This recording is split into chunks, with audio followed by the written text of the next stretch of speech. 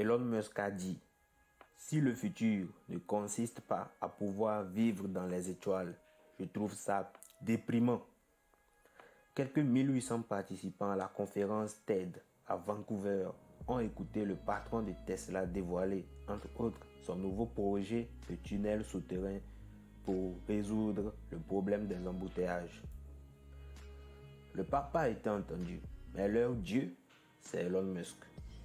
Après le fort message du souverain pontife diffusé mardi à leur intention, c'est lui, le patron de Tesla et entrepreneur en série depuis son aventure PayPal, que les quelques 1800 participants à la conférence TED consacrée aux idées et à l'innovation ont attendu de voir vendredi à Vancouver, au terme d'une semaine riche en discours prochainement disponible en ligne.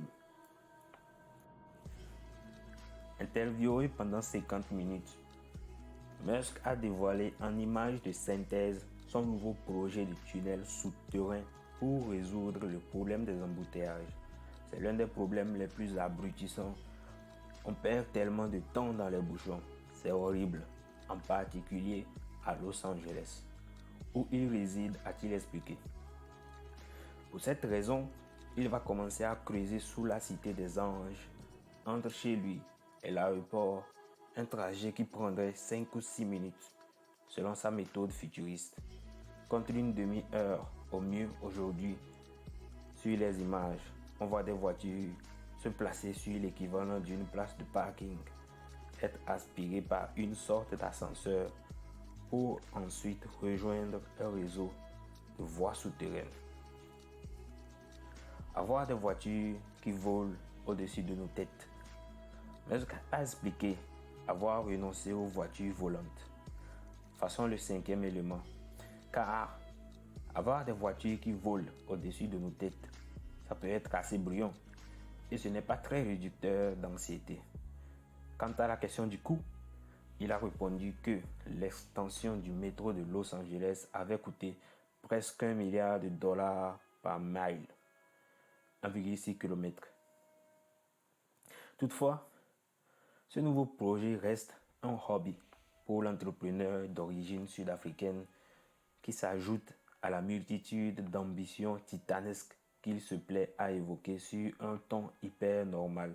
Parmi eux, celui d'envoyer des humains sur Mars de son vivant, au moyen d'une fusée de 77 mètres, révélée en septembre.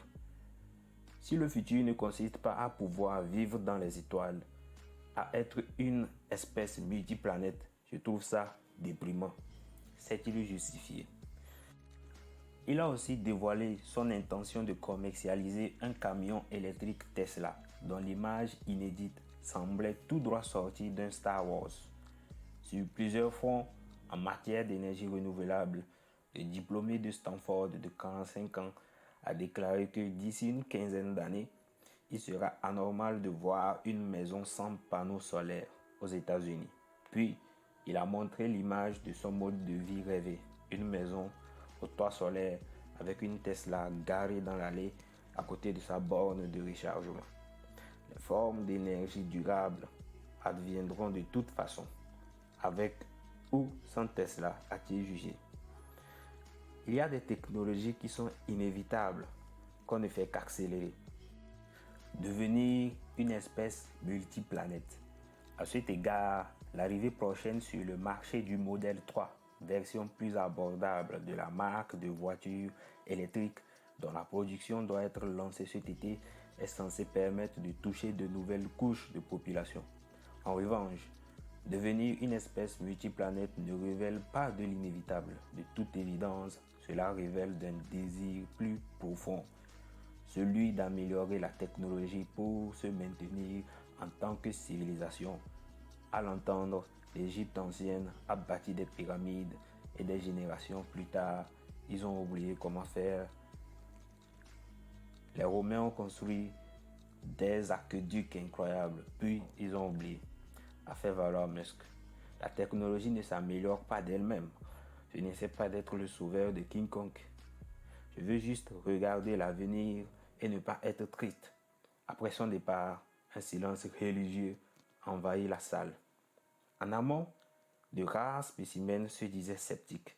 C'est surtout un as du marketing qui construit cette image des génies, estimait ainsi J. Jeune actif, sévissant dans la finance à New York et préférant rester anonyme. Après le prêche, difficile de trouver un hérétique. Il est très impressionnant et inspirant, confie un employé de BMW à Munich. Venir faire la promotion de son propre modèle de voiture électrique. Je ne sais pas comment il fait tout ça, sachant que les journées comptent 24 heures. C'est quelqu'un de très intelligent, mais il ne travaille pas seul. Il est aidé par de nombreuses personnes, nuance Oren Ziv. Avec sa femme, ce couple d'investisseurs de Los Altos Hills, dans la Silicon Valley, s'est converti. Il roule en Tesla depuis 4 ans. Avant, on avait une Prius.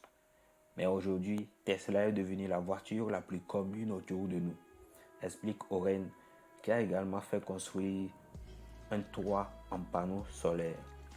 J'essaie encore de m'en remettre. En sondant un autre milieu social, auprès d'un jeune serveur de café venu de Portland, dans l'Oregon, le son de cloche est le même. J'essaie encore de m'en remettre, lâche l'employé. Il est vraiment cool, décontracté, confiant, bon. Sinon, j'ai pas besoin d'aller vivre sur Mars perso, je suis bien ici, précise-t-il. Mais m'en allant voir du côté des Français, réputés pour leur sens critique dans la fameuse vallée, force est de constater que le constat est le même. C'est Dieu, ironise Pascal Gauthier, ancien de l'entreprise publicitaire Criteo, aujourd'hui chez Mosaic Ventures, un fonds d'investissement basé à Londres. Il est factuel, il ne fait pas dans l'émotionnel. Ses projets sont incroyables et hyper futuristes, sur des sujets lourds, souligne-t-il. Un génie, un messie, entend-on. Malgré tout, nombreux sont ceux qui se fichent pas mal des tunnels sous Los Angeles ou d'aller sur Mars. Ce qui compte, c'est le courage, c'est l'audace, analyse Scott, un autre investisseur venu de New York qui compare l'entrepreneur à Iron Man. En des temps où de nombreuses entreprises sont averses au risque, lui, il en prend. Pour ma part, j'ai surtout appris qu'il comptait construire le plus gros pénis du monde. Ce machin est totalement phallique, plaisante la comédienne Julia Sweeney de Los Angeles, en allusion à la forme de la fusée fièrement exhibée par le milliardaire tout de noir vêtu. Ce n'est pas le logo de Tesla qui, de ce point de vue, la démentira. Eh bien les amis, merci d'avoir suivi cette vidéo sur les discours de Elon Musk jusqu'à la fin. Et il a noté que ce discours est un peu vieux maintenant, parce qu'il date de 2019 je pense. Mais nous allons vous sortir des discours beaucoup plus récents d'énormément de personnalités. Elon Musk, Jim Rohn, Mark Zuckerberg, Bill Gates, des entrepreneurs à succès. Vous aurez énormément de discours sur cette chaîne. Donc, si ça vous intéresse, je vous invite à lâcher un pouce bleu et à vous abonner pour rejoindre la chaîne, rejoindre la famille Mind Hub. Allez, à la prochaine. Ciao!